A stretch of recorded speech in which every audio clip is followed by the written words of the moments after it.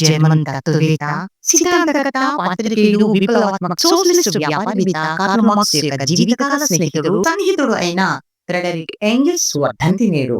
Persia రాజ్యం బార్మెన్లో జన్మించి Engels ఒక సంపన్న వస్త్ర తయారీదారు కుమారుడు.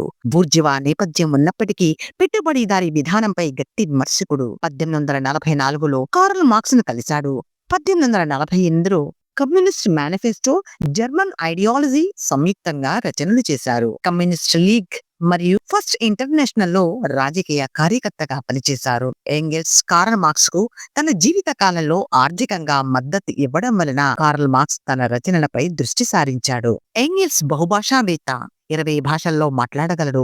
మిలనిస్ మండలికల్లో వ్రాయగలడు, మాట్లాడగలడు. 1895 ఆగస్టు 5న ఇంగ్లాండ్లో మరణించాడు.